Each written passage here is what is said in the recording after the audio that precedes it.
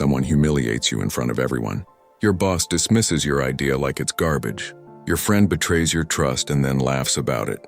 And you just stand there, frozen, heart pounding, mind blank. You replay the moment for days, weeks, sometimes years, thinking of everything you should have said but didn't.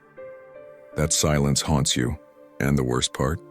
It keeps happening, over and over again, because nobody ever taught you how to respond, not react, respond. There's a massive difference, and that difference will change your entire life. Today, we're going to fix that permanently. I'm going to give you 8 smart Stoic-backed responses that will silence anyone who tries to manipulate, belittle, or destabilize you without you ever losing your dignity. And trust me, Response 8 will completely rewire how you think forever. Stay until the end. Welcome to Anonymous Achiever, where we don't just talk about Stoic philosophy, we use it as a weapon for modern survival. Every single video here is designed to give you practical psychological tools that the ancient Stoics mastered, and that the most respected, unshakable people alive still use today.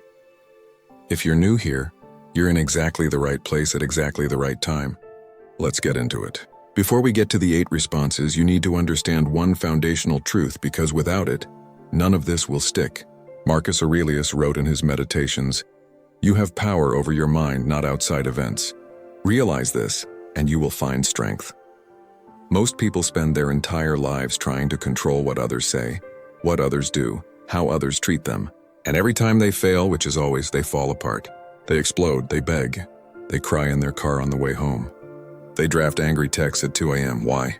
Because they're fighting the wrong battle entirely. The Stoics understood something that modern psychology is only now beginning to confirm. Your response to any situation is your greatest superpower. Not your words alone, not your silence alone, but the deliberate, chosen, controlled space between what happens to you and what you do next. Epictetus, a man who was literally enslaved, said, "It's not what happens to you, but how you react to it that matters." If a slave could master this, what excuse do we have? Here's the real question. How many times have you let someone live rent-free in your head because you didn't know how to respond? Comment below. You're not alone. And after today, that changes. Response 1. The calm mirror. Someone attacks you verbally. They mock you, criticize you, or try to make you look small in front of others. And instead of defending yourself or firing back, you simply say, "That's interesting. Tell me more about that." That's it. Watch what happens. The attacker expects panic. They expect defensiveness. They expect you to shrink or explode. When you do neither, when you lean in with calm curiosity instead, it completely short-circuits their attack. You've stolen their power without lifting a hand. Why does this work? Because conflict feeds on resistance and emotion. Remove both and you remove their weapon entirely. Seneca wrote, "The best revenge is not to be like your enemy." Staying calm while someone loses control is not weakness. It is the most sophisticated form of dominance. But here's what most people don't know about staying calm, and Response 2 reveals exactly that. Response 2. The honest pause. This one is uncomfortable for most people because it requires something rare, radical honesty in real time. When someone criticizes or challenges you, instead of defending yourself immediately, you pause, genuinely pause, and say, "Let me think about that for a moment." 3 seconds of silence. Then you speak. That pause alone shifts the entire social dynamic of the room. Suddenly you appear thoughtful, controlled, unshakable. The person who attacked you is now the one feeling awkward. They're waiting, and waiting is psychological pressure. Think about the last time someone said something harsh and you rushed to defend yourself.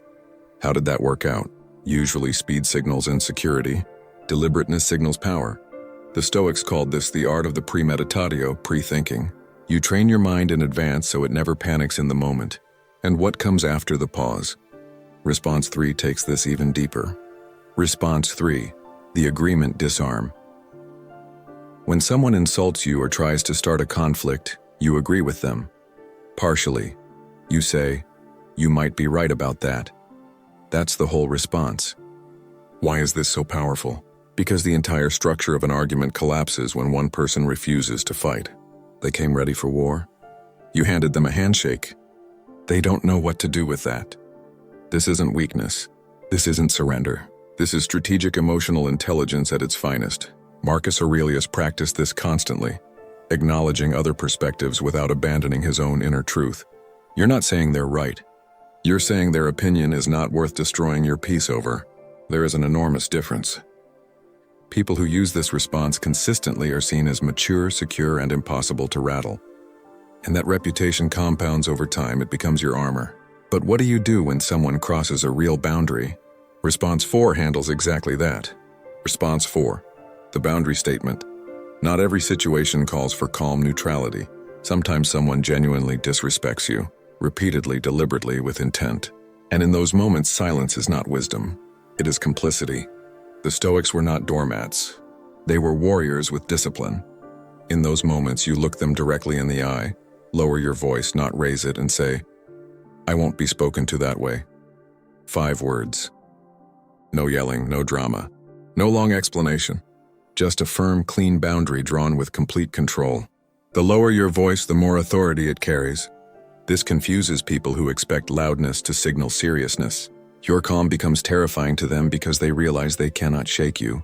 Epictetus said that a person who cannot be provoked is truly free. Drop a comment below. Has someone ever crossed a line with you that you wish you'd responded to this way? I guarantee you're not alone. And the mid-video breakthrough? It's coming right now.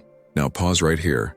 If this is already shifting something in your mind, hit that subscribe button because new Stoic wisdom drops every single day, and it's built to make you mentally untouchable. Now let's keep going. Response 5. The redirect. This is the response of the truly wise, the ones who refuse to play games on someone else's board. When someone drags you into pointless drama, gossip, or emotional chaos, you simply say, "I'd rather focus on what we can actually solve here." Then you redirect the conversation completely. You don't entertain the bait. You don't acknowledge the trap. You move the entire energy of the room like a river changing course. This is something Seneca wrote about extensively. The discipline of protecting your mental territory. He said, "Vindicate tibi," reclaim yourself for yourself. Most people lose hours, days, and years of their mental energy engaging with conversations that were designed to drain them. Refuse, redirect, reclaim. The people who master this become magnetic. Others gravitate toward them because they feel safe, focused, and uncontaminated by chaos. Response 6 builds on this with one of the most underestimated psychological weapons in existence. Response 6. The strategic question.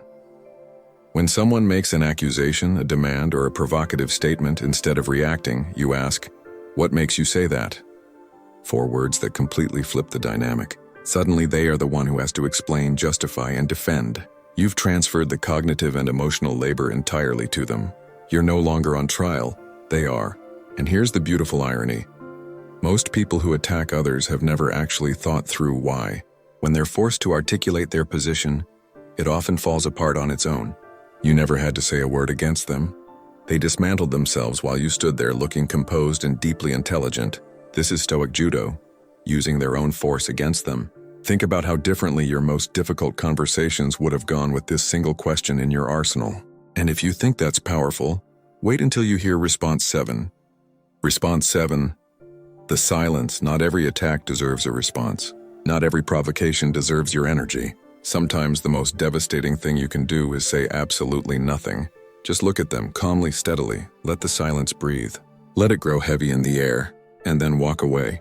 Or change the subject entirely. This is not avoidance. This is not cowardice. This is the response of someone who is genuinely moved beyond the need for external validation.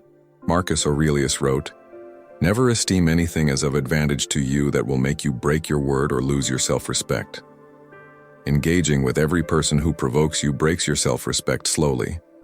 Silence, used strategically, is a declaration of your worth. It says, "You are not worth my disruption." People feel that, deeply. And now, the one you've been waiting for.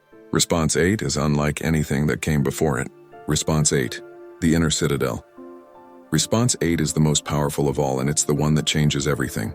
It's called the Inner Citadel. It's not something you say. It's something you become.